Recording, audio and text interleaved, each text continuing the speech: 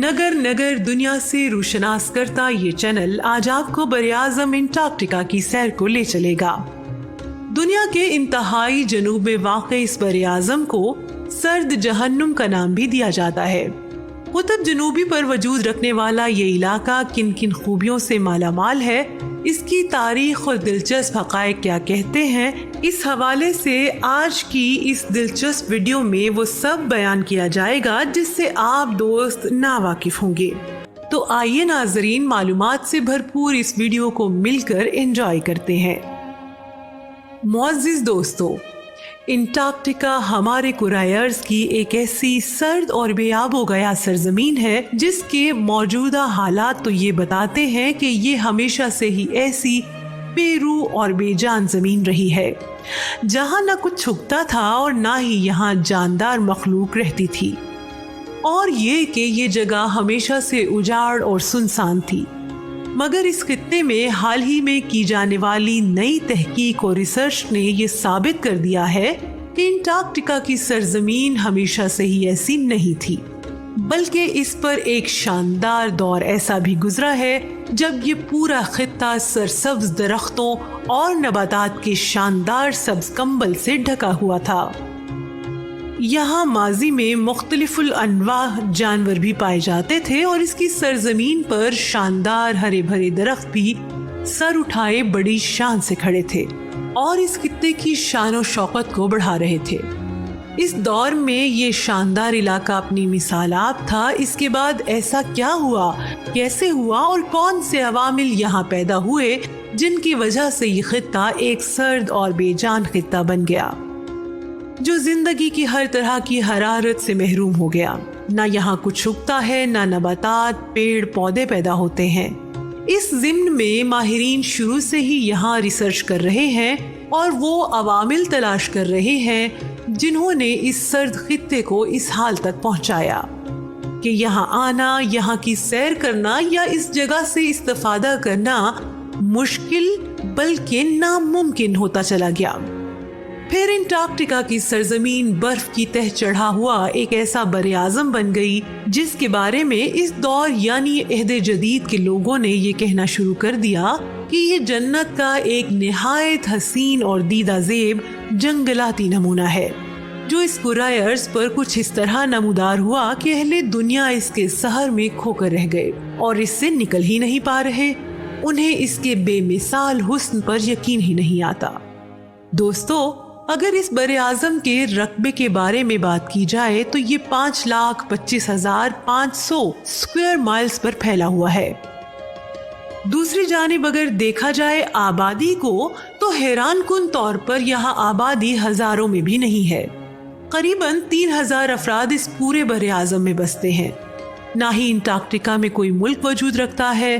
कहा जाता है कि इस खित्ते में रिहाइश पजीर अफराद का ताल्लुक साइंस की दुनिया से है। वो रिसर्च के हवाले से एंटार्क्टिका की जानिब कदम बढ़ाते हैं। अगर रकबे के एतबार से देखा जाए तो ये दुनिया का 5वां बड़ा बरआज़म तस्वुर किया जाता है, जबकि दुनिया भर के 70% ग्लेशियर्स इसी बरआज़म में पाए जाते हैं। एंटार्क्टिका की 98% जमीन पर बर्फ की मोटी तह बिछी हुई है। इस बरआज़म को रूसी जहाज़रां फैबिन गोटलाइब और मिखाइल लेज़ारेव ने सन 1820 में दरियाफ्त किया। 1959 में दुनियाए आलम की उभरती ताकतों ने एक मुआहिदे के तहत यहाँ फौजी सरगर्मियों और कानकुनी का आगाज किया, ताहम जल्दी ही इसे बंद कर दिया गया। एक सर्वे के मुताबिक इस इलाके में साइंसदानों की तादाद मौसम गर्मा में खासी बढ़ जाती है जो 6 से 7 हजार तक रिकॉर्ड की जाती है। ये इलाका बुलंद दुबाला पहाड़ों से घिरा हुआ है। सफेद पोश पहाड़ और जमा देने वाली ठंड की वजह से यहाँ इंसानी आबादी मुमकिन ही नहीं। ताहम साइंसदानों के मुताबिक यहाँ की सबसे ऊंची चोटी वेंसन है जिसकी ऊंचाई 16,050 फीट बताई गई है। यही पहाड़ी दुनिया का सर्द तरीन मुकाम भी है। हैरान कुन तौर पर यहाँ दर्जा हरारत -80 से -100 डिग्री सेंटीग्रेड होता है। प्यारे दोस्तों, एंटार्क्टिका के पुरस्रार पहाड़, पहाड़ियों और खुली हुई चट्टानें अपनी जगह जिस अंदाज से सर उठाए खड़ी हैं, इससे अंदाजा लगाया जा सकता है कि ये खित्ता अपने दामन में बहुत सी खास बातें और नाकाबिले यकीन हकायक छुपाए हुए है, जिनका बहर सूरत दुनिया के सामने आना जरूरी है। अंटार्कटिका की सरजमीन पर ये तमाम पुरस्रार पहाड़, पहाड़ियाँ और खुली हुई चट्टानें वो वाहिद खुली हुई चीजें हैं जिन्हें माहिरीन अर्जियात के जुमरे में शुमार करते हैं, वरना बाकी सब चीजें तो बर्फ से ढकी हुई होती हैं, कोई भी चीज खुली दिखाई नहीं देती।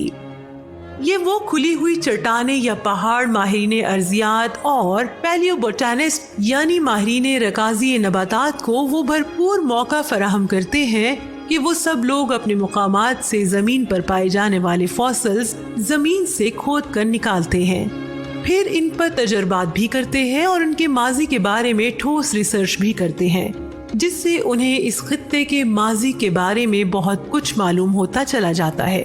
ये वो नादिर मौका होता है जो माहिरीन को वो मालूमात फराहम करता है कि वो एकदम खित्ते के माजी में गौता लगा लेते हैं और अंदर की दुनिया के बारे में सब कुछ हकायक जानकर दुनिया और अहले दुनिया के सामने पेश कर देते हैं। इन फॉसिल्स के अलावा एक और अहम कामयाबी भी साइंसदानों को इस खित्ते से इस तरह से मिलती है कि यहाँ पाई जाने वाली बहुत सी चट्टानों की तश्कील इस दौरे कदीम को जाहिर करती है जो उनके दौरे कदीम में मादूम होने के वक्त से ताल्लुक रखती हैं। ये वक्त असल में कदीम अर्जियाती ज़माने का आखिरी दौर था।